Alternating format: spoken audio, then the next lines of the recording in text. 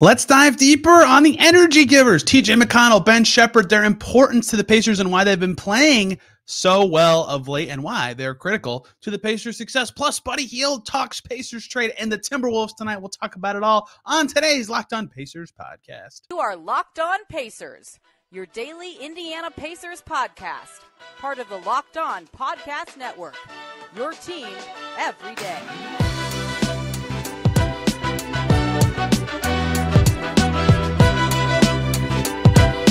What up, y'all? Happy Thursday, and welcome into another edition of the Locked On Pacers podcast, where we, of course, talk about the Indiana Pacers. As always, my name's Tony East. I cover the team for Forbes and SI, and today, lots to get to, talking about two Pacers bench guys who have really been transformative of late. Ben Sheppard and TJ McConnell. McConnell, a standout from this road trip, shining in every way, hitting a very unique shot diet to keep the Pacers afloat. And Ben Sheppard, the chosen one on the defensive end, hitting his corner threes now, becoming an important player. Could he be an ideal fit for this Pacers team long-term? We'll talk about all that with Jon Washburn and much more today, the Dean of Mortgages himself. Plus, Buddy Hield talked with Jake Fisher about the trade from the Pacers to the Sixers and his thoughts about it. And the Pacers play the best defense in the NBA, the Minnesota Timberwolves, tonight. We have so much to get to. Let's just dive right in with Jon Washburn. Much to talk about with someone who has, I don't believe, been on Locked On Pacers before, formerly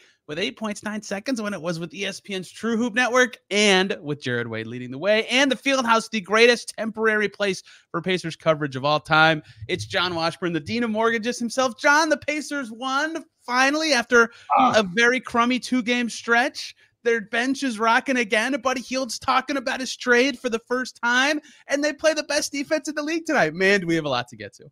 So much to talk about. Thanks so much for having me on. I'm super pumped. It's an interesting time. I just learned Karl-Anthony Towns is not playing tomorrow, which takes a little bit out of Timberwolves Pacers, but he's not a good defensive player, so we'll see what that actually ends up meaning for the game. I wanted to talk about one bench player when I lobbed you topics for today, and you wanted to talk about a different one, so we're just going to talk about both. And we're going to start with TJ McConnell, who was like the only consistent performer this entire road trip. He wasn't that great in New Orleans, but the 26-point game in San Antonio, the 13-7 last night, and as I talked about in my post-game show, the key stretch he had was when the Mavs started the fourth quarter with both Kyrie and Luka in, and Rick Carlisle said, I'm going all five bench guys, and McConnell kept up with them specifically. And he's playing very well recently, and I have two takes I want to bounce off of you about that. One is the lazy one, which is the Pacers aren't playing particularly well, and it doesn't look like it's working very well, and yet every game, TJ McConnell is ball of energy, get in the lane, get guys moving, get things moving around. So when the team looks lethargic, he just looks amazing because he's the only thing that can keep them rolling. And the second thing is, and we'll dive into the numbers of this in a second, is his fit with Haliburton's gotten better. And the numbers with those two both on the floor are fantastic. What say you about TJ McConnell's recent level of play amid a not great Pacer stretch? Yeah, what is there to say about TJ McConnell? He was playing so well against the Spurs that, I sent out an obviously sarcastic poll. Who would you rather build your team around, Victor Wembanyama or TJ McConnell? And there were a lot of TJ McConnell votes. That's how great he was playing, especially in that Spurs game. Yeah, he does. I'm going to try to avoid all of the classic cliche things that we say about scrappy white guys, right? Oh, I know I just said one, but I just love the way he plays. And my favorite thing about TJ McConnell is this year, the Pacers told him preseason, I don't know if we really have space for you, essentially, right? We've got a lot of guards. It's looking like you're the odd man out. And he was like, bet, right? Okay, we'll see what happens. And it showed very early on, like 5-6 games in, the team needs TJ McConnell. And I don't understand why he is basically unguardable. Why can't anybody stay in front of this guy? Some of the stats I've seen, throughout the year, he's getting into the lane more than, the majority of NBA players. How is he doing this? And just like you said, he plays with such a different pace that it's always looking like he comes in and he elevates things. So yeah, his effect on the offense, his effect on the defense, his effect on the team is just incredible. Yeah, it's wild that he can be this effective, right? Like because he doesn't shoot that well. He's been making threes recently, which is, of course, important after the big season he had last year. But, I talked about this. Nat Newell nailed it. He called it thrunks, right? Threes and dunks. And usually, a guy of his size in the league has to shoot to be good. Everybody who plays a lot or consistently that doesn't make threes, like I just pulled up the list of all NBA players sorted by threes. Everybody who is like one or fewer is all centers. And then it's like Ben Simmons and the guy with the Pacers last year, Jermaine Samuels with the Rockets. The first guard, I'm at the 119th player in the league. It's Markelle Fultz, right? Like it's so hard to be short and very valuable without being super athletic or a great shooter. And yet McConnell finds a way because he's always probing. The thing that I asked a lot of people about this last year for a story about like how he's always getting in the lane. They all think it's because of his low center of gravity. Like you can't get low and get in a stance and stay in front of him because he can just get lower immediately by crouching down. And he's one of the best at that Nash move under the basket where you get close and then you pull out really quick and get out to the perimeter. And all of a sudden a defense is like rotating and scared. And the shot's not good, but the fact that he's willing to take it now is at least a weapon. So he has all these like little tools. And the fact that he is in a group of like Markelle Fultz, Ish Smith, that might be it, of guys who can somehow be useful in the NBA without being a great shooter or being like athletic and being able to pop at the rim is just incredible. And it speaks volumes to that little fall away shot he takes in the mid range. I see him work on it like literally every practice. And the fact that he's always doing what you said, they didn't have him in the rotation. And then the only time they played 10 guys when they needed energy, right? Well, it turns out you need that every game as a young team. So they've got to turn to him. I think he's proven his value with a unique skill set at really every turn. Yeah. And I think he is a great shooter from his spot. Right. This year, he's shooting 59% from between 3 and 10 feet. And I think what's interesting is for a lot of guards, that's like floater range. He doesn't shoot floaters, right? He shoots full on jump shots, often fadeaway jump shots with that very, very high release, which, by the way, as a former coach, I think that's why he struggles with 3-pointers, because he has to bring the ball up so high because he was probably shooting over bigger, more athletic players his whole life. So he brings the ball up so high to avoid getting blocked. And when you bring the ball up that quickly, that high, that quickly, it's hard to get, enough power to shoot from distance. But when he's at 8 feet, 9 feet, 10 feet from the basket, he's money. And, I think it's very cool because so many guys, like I said, in that range are going to floaters, are going to creative finishes. They're doing all of the Kyrie Irving beautiful stuff. And his is very efficient, right? His is just like very practical. What is the way for me to do this? I'm going to stop, turn, fade away, high arcing little jump shot. And it's just beautiful. I think it's really interesting. Like him and Jalen Brunson kind of do finish similarly from that range, and neither of those guys is a guy that can go into traffic and finish around and over people as much, but they can stop under control, good footwork, make those little jumpers. And if it's like Dirk, right? Dirk from 15, 18 foot on the fadeaway, it's like you can't defend it. He either makes it or misses it. And TJ's making it a lot this year. The entire guard crew might be him, Fultz, Ish Smith, and Blake Wesley with the Spurs, who I didn't realize had only made 4 threes this season. He's shooting 12.9%. So that's a yikes. But either way, the fact that it's such a small crew is very telling of his game. And you're right about the way he shoots that shot, the mechanics of it. And I think he had to work on it in a specific way to get it up. Like you can see throughout his career, just from the Basketball Reference splits on how often he shoots from where he shoots from, that he was like, okay, I got to get this like 3 to 10 foot area as a part of my bag. Like it kept going up and up and up. And this year it's almost 40% of his shots. That's a career high for sure. And he just happens to be lights out from there, almost 60%. Like even if it's a 48% shot, it's not that valuable, right? And 48 is still a solid percentage. So it has to be good, like really good. And he especially recently has absolutely been lining it up. And that's a big reason why, something I talked about yesterday, they're able to stagger so well is he can play with other guys because he can self-create, but he can also lead a 5-man bench group, which is important. So let me read you some numbers. Let's get dorky for a second.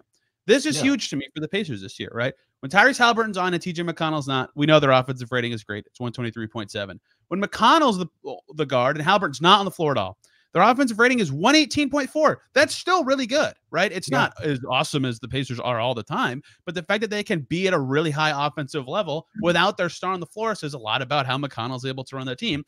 And when they're both out there in 102 minutes, their offensive rating is 131.5, which is a fake number and says that they've only played 100 minutes together, but it's still insane. So his ability to hit that shot and be this kind of player, I don't think there's any way he can be a DNP-CD ever again, because there's so many games where he's their only offense and he fits with their star now, which at least has this season, which is really important. Yeah, no, and there's something, there's just something about certain players on every team that when they play well, it adds energy in a different way to the rest of the team. And TJ's definitely, if not the guy, he's one of those guys on, on the Pacers. When they love when he comes in and swipes, an inbounds pass after a make, right?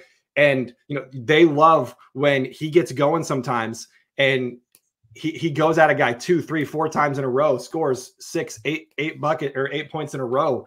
And it's just, the energy involved when he gets going, it jumpstarts the rest of the Pacers in a way that it doesn't necessarily do it with some of the other guys.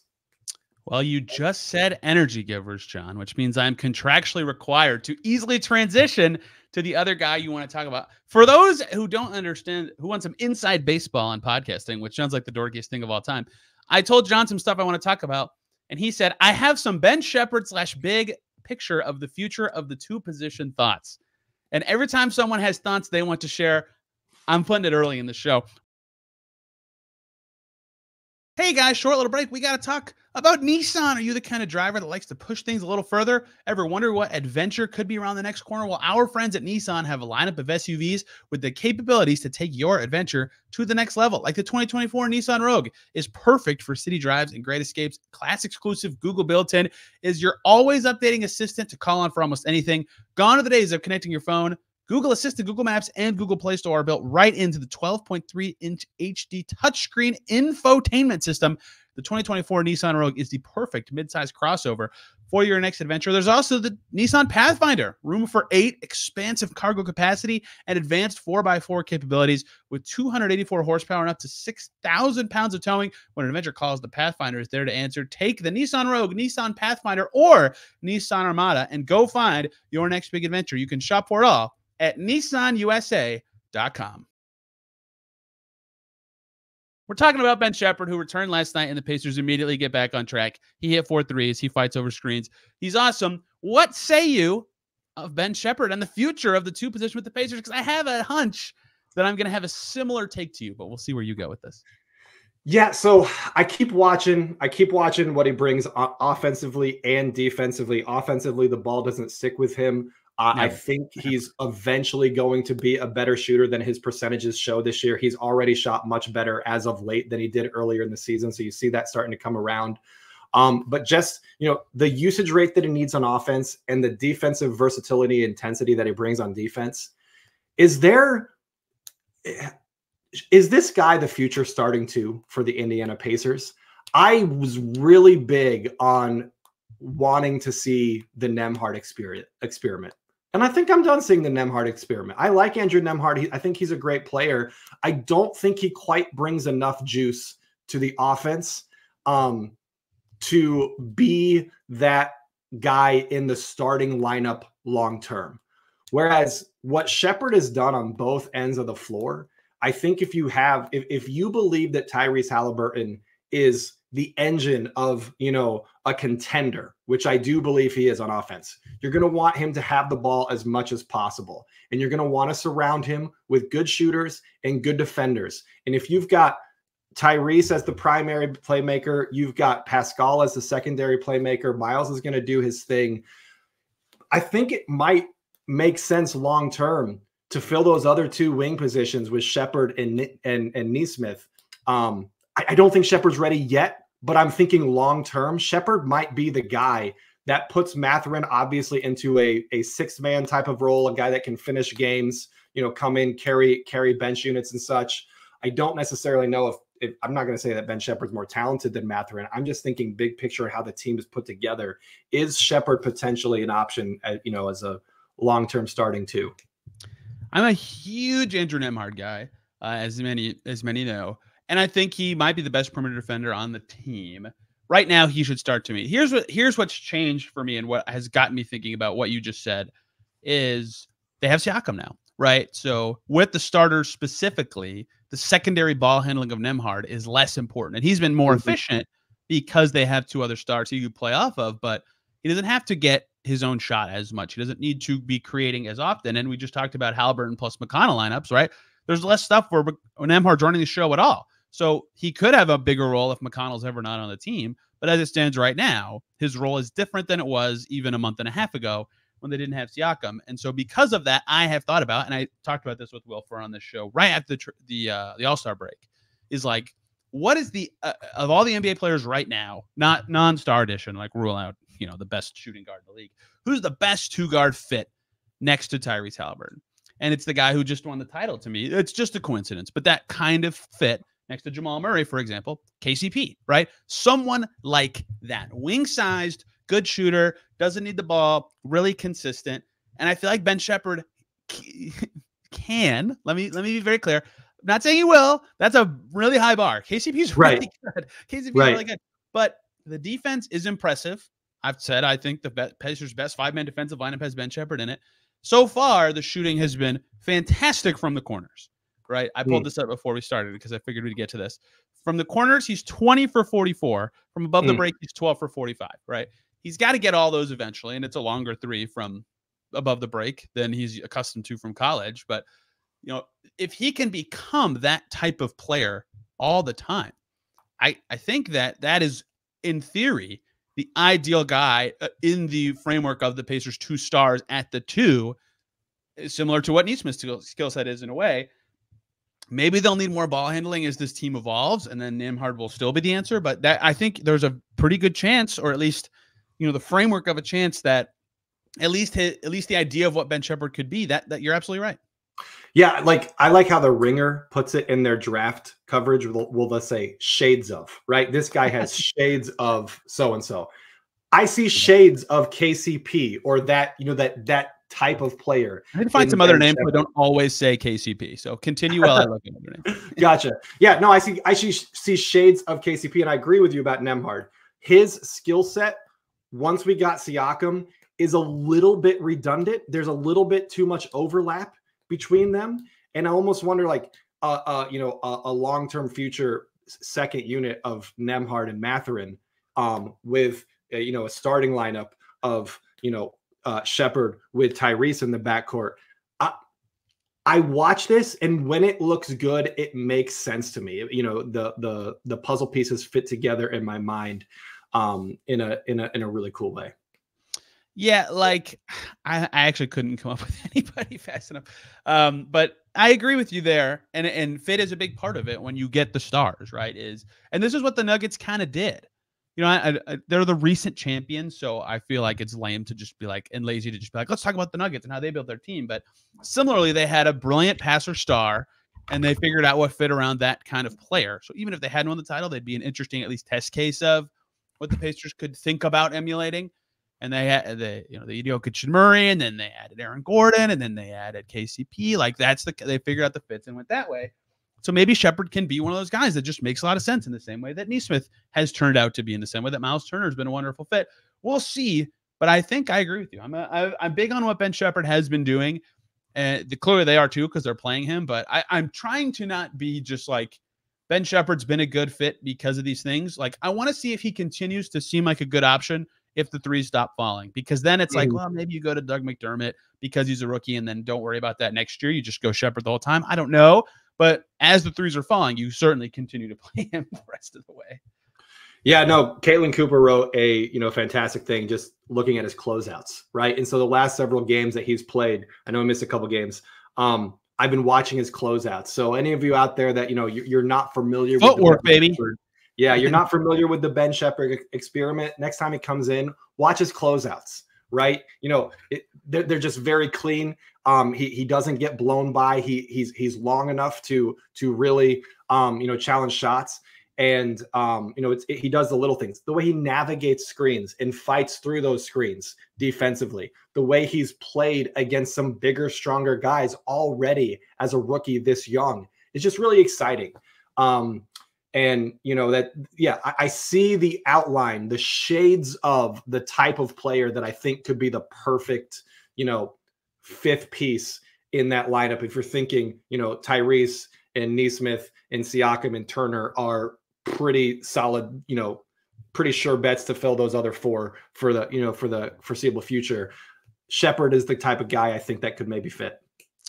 Okay, here's another shades of this guy played this exact role on a very good Houston Rockets team, Eric Gordon, when he was at his best, right? Like he was very much that kind of guy next to Harden, next to Chris Paul, whatever. He was playing more three for a very small team, but something like that makes a lot of sense. Is like, this is what is going to fit next to Tyrese Haliburton.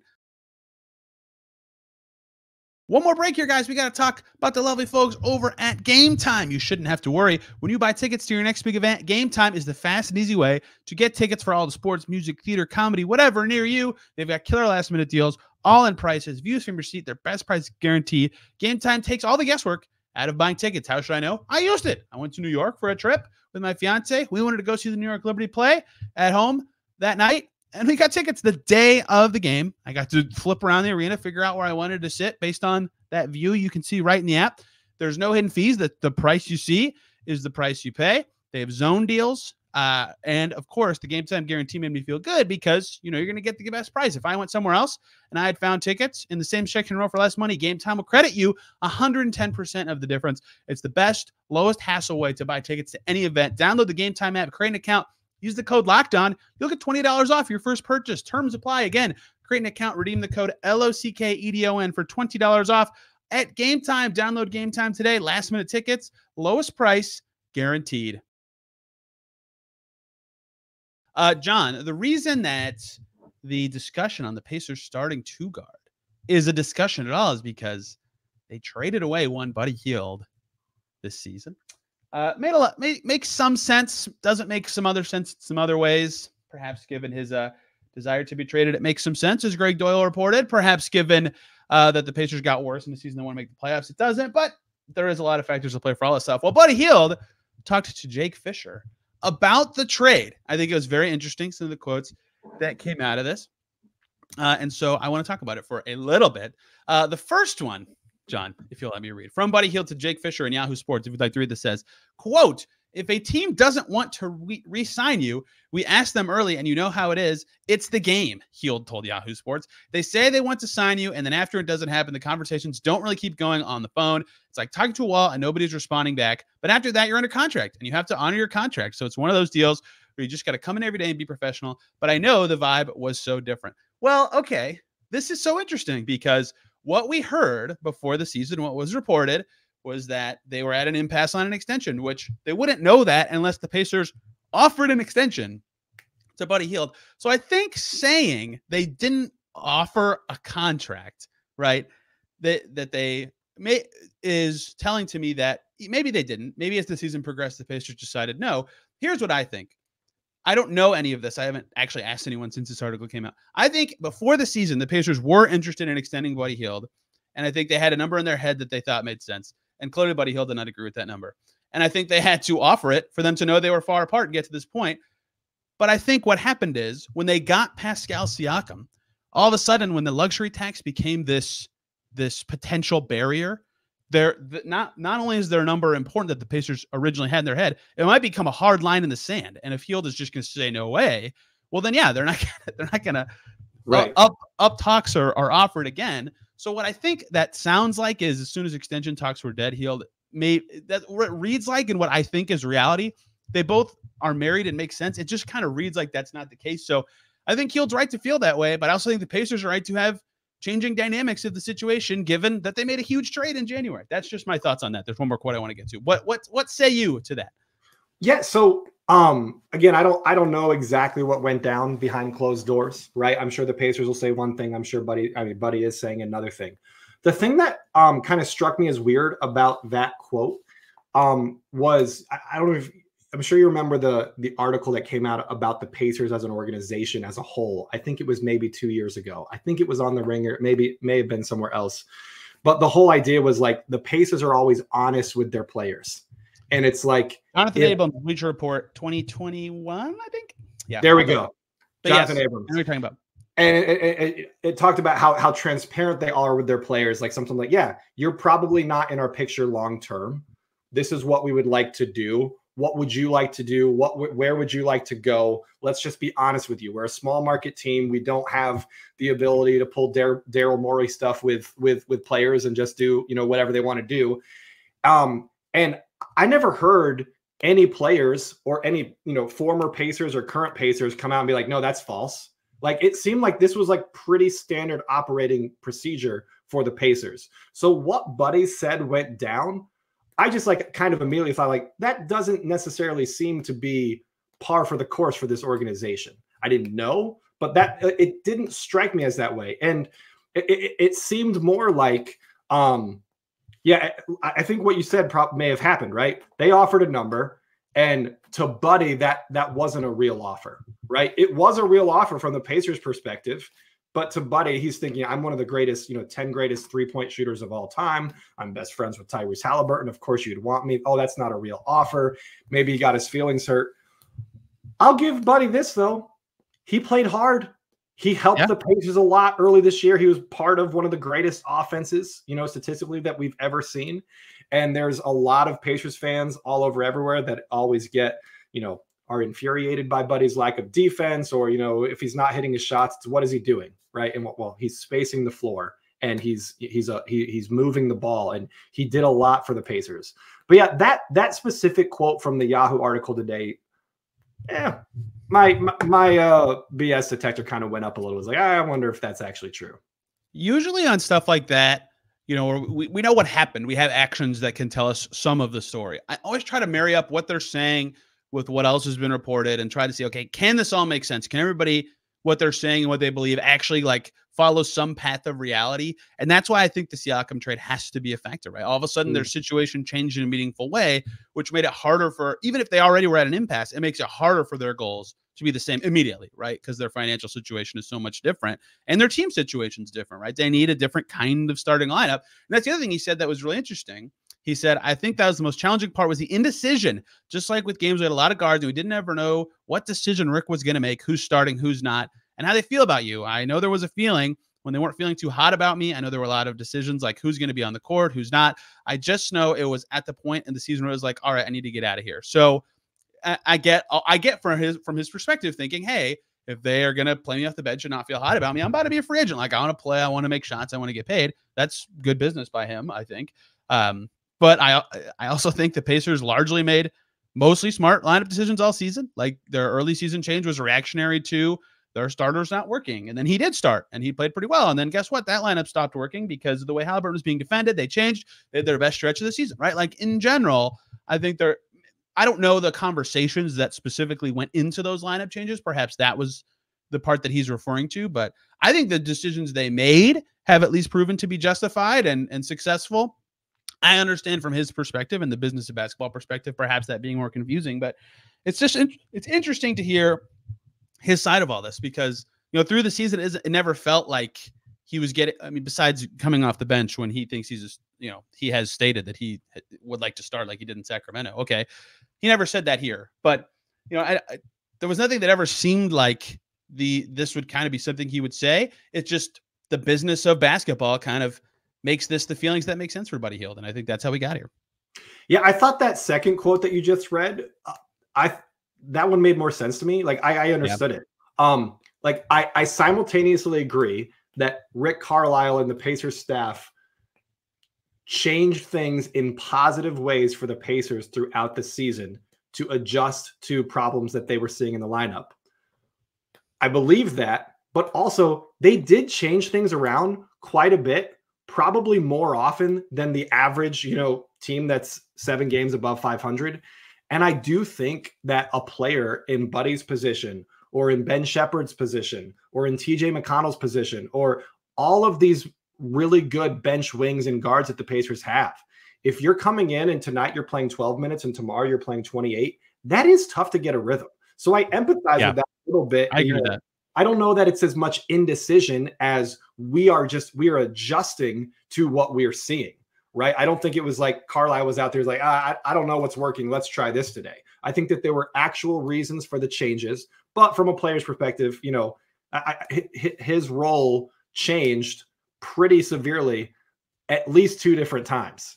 And you get why that could be, you know, frustrating, especially for a guy trying to get a good contract going into the offseason as a free agent.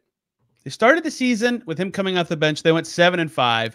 And then they realized after the Orlando game where they just got embarrassed, okay, maybe we need to make some lineup changes. So they start Buddy Hield, and he was amazing in Atlanta. And then he starts for the next 16 games. They start off awesome, but in those 16 games, they went 7-9, right? They had a below 500 record. Their end of that was really brutal. Then they go to Houston. They change the starting lineup. Immediate 6-game win streak, right? Like every change they made was justified and made sense in a way that it's like, I get why he would think that. Right. But I also think maybe this is reactionary based on results of me to say, but it sure seems like in the rearview mirror, they made, you know, smart decisions. Then he started starting again. He began starting again when injuries popped up, when they went on that road trip, and then the Siakam trade happened and they tried him. I thought Nembhard made more sense when that happened, and they went back to him eventually. But I think a lot of his quotes certainly hit a certain way just because they're very pointed, but I think they are kind of married to reality. I think they're all things that make sense for Buddy Hield to say. It makes the trade make a little more sense, at least, why he would maybe feel the way he did and why the Pacers did what they did. But can't change the past. I think the Pacers are going to be just fine. Although, certainly, I think they would like to have Buddy Hield if they could. He was playing well for them at times. Sure. I was higher on him than every fan ever, but I get it. I was higher on him than, you know, a lot of the fans in my life as well. It frustrated you know, the game against Phoenix where Brad Beal just crushed him down the stretch. Yeah. But also we had gotten back into the game mostly because of Buddy and his spacing and his shooting. So it's like you can't ignore one side only to focus on the other. Yeah. So yeah, you know, I love Buddy Hield. He's a fun player to watch. One of the best shooters ever. He would still fill a role on the Pacers, but you know, long term, big picture, I think the Pacers have a really good opportunity to move forward well without him. Unrelated to his play or the business of basketball or the trade, I very much miss my conversations with Buddy Hield. So selfishly, hope he's doing well in Philadelphia. Very cool that Haliburton got to use his house and his space to work through some of his struggles in Dallas. Read Dustin O'Perek's story about that in the Indy Star for more. Let's close out with the Pacers' opponent tonight. John, no Karl-Anthony Towns, but Karl-Anthony Towns, John, not a particularly good defender, which is noteworthy because the Timberwolves have the best defense in the NBA. And saying that sells them short because their defensive rating is 108. The Celtics have the second best defense at 110.2. The difference between the Celtics and the eighth ranked defense is about the same difference as the Timberwolves and the Celtics. They are ridiculously good on the defensive end of the floor. Like it's just wild. And they are over 10 points per 100 possessions better on defense than the Pacers. Could not be a more clashing style tonight. To me, it's all about length, right? And we just saw this against the Spurs for the Pacers. They did well when Wembanyama and the length was off the floor. They could get in the paint a little bit. McConnell went crazy. When he was out there, they were very jumper reliant, and they couldn't make him. I don't think the Pacers want to get into that trap again, but it's hard when throughout a whole game, Gobert's on the floor, and Jaden McDaniels is on the floor, and Nickeil Alexander-Walker's playing a lot, and Kyle Anderson's on the floor, and Naz Reid's on the floor. Even Anthony Edwards is pretty rangy. Like, they just can send guys at you. They're a really tough team. I think this is going to be a tough one for the Pacers. Yeah, I mean, do you have any idea? Do you know if they're going to start Naz Reid or Kyle Anderson? What does your gut tell you they're going to do? I would guess. I don't know. Maybe it would be Alexander Walker, right? And they would that might be too small. I'm not sure. And then just play McDaniels at the 4. I don't know. Yeah, I think that's going to be Alexander Walker in their last game, but that's because Anthony Edwards was. Did you see this? He didn't start when they played the Blazers because he lost track of time. Okay. Something else obviously happened, but that was the funny story that they gave. So maybe they would do that. I don't know. Sure. Yeah. No, I think it's going to be interesting. Obviously, you got the Tyrese and Ant relationship from Team USA this past year. They've apparently got pretty close. They love playing with each other. They're both young guys, very different types of players. But I'm excited to see that. Tyrese had been struggling against some really good defensive players recently, and Minnesota has some really good defensive players. You know, they're going to be able to throw, you know, Alexander Walker, Edwards, McDaniels. All three of those guys are probably going to guard him. There's other guys that, you know, might take a turn on him. And what is going to be the Pacers counter? You know, if I'm wondering, since Cat is out, is this a bigger game for Pascal Siakam? Is Myles Turner going to be able to drag Gobert out of the lane enough to give Siakam and the Pacers perimeter players more opportunities to get to the basket? I mean, what do you think? Is it an advantage for the Pacers on that end that Cat is out, or do you kind of wish Cat was out so that we could maybe exploit some of those matchups even more? I'm torn because it will make the thing that they're the best at even better, which specifically is tough for the Pacers. But he had 40 when they played in December, right? Like 40 points is 40 points. It's weird because I look back at that game to try to start talking about this. Buddy Hield started that game. Obviously, that's not relevant anymore. Bruce Brown started that game. Not relevant anymore. Jordan Ward was in the rotation that game. Throw that out. Jarris Walker played 25 minutes that night. Like, it's like Tyrese didn't even play. It's like, what can I even learn from this? Like, I know that it happened and it's relevant, but also maybe not. Yeah, I mean, I think the advantage you'll get if you're the Pacers from no Cat is that they'll be smaller at the 4 for sure, which will help Siakam, like you said, and it makes it that harder for them to cross match. They can't put Cat on Turner. They kind of have to put Gobert on him, and we've seen it in Utah before, or that game that they had the mini boxing match, that Turner can do well. He doesn't always do well against Rudy Gobert, but he can spread him out in ways that it's pretty tough to do for other bigs. So perhaps that helps them. It does make Siakam more of an X factor to me, certainly. Yeah, I think it changes Minnesota's offense a lot because they already are a little bit cramped on that end, and Cat's their best shooter. So if you're taking him out, you know, Ant is one of the best young players in the league. He's one of my favorite young players in the league. But you know, if you're able to play a little bit tighter defensively, if you're able to force him into jump shots, he might have a great game shooting. But I do think this is going to give the Pacers defense that has struggled a lot of different times this year a good opportunity to defend them better. And if the offense works the way that we've seen it work, you know, you saw the ball moving much more the other day. It was quicker, you know, more blur springs back in action. If the Pacers play with that pace offensively, I think the Pacers have a good opportunity to come out of here with a W. They need it. Every win they can get. If they lose to the Spurs and beat the Timberwolves in the same week, like I keep talking about their strength of schedule and like their opponents, it's like, does this even matter? They play who they play. Maybe they win, maybe they don't. Making predictions is silly. The Magic are currently playing. The Heat play the Mavs tomorrow. Like, there's chances for them to make up ground. The Sixers play the Grizzlies, so that's probably not going to be a chance. Although the Sixers lost to the Brooklyn Nets last night. We'll see. We'll cover it all here on Locked On Pacers. John, this was wonderful. We covered more ground than I even imagined we would. Thank you very much for the time and saying yes to my late request because I am poor at planning.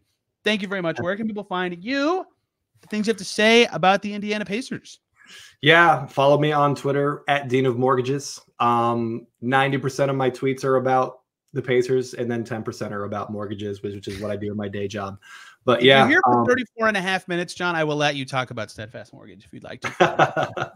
No worries. We don't have to do that today. Him and Dave. Oh, man. That's right. Flavor Dave, David Searle, the legend. Dynamic duo, baby. That's right. Fantastic stuff. We'll be talking Pacers Wolves tomorrow. I'll come up with a third segment, unless the game merits 30 minutes of conversation about just the game. Give John a follow. Be back tomorrow talking more Pacers. Till then, everybody, have a wonderful day.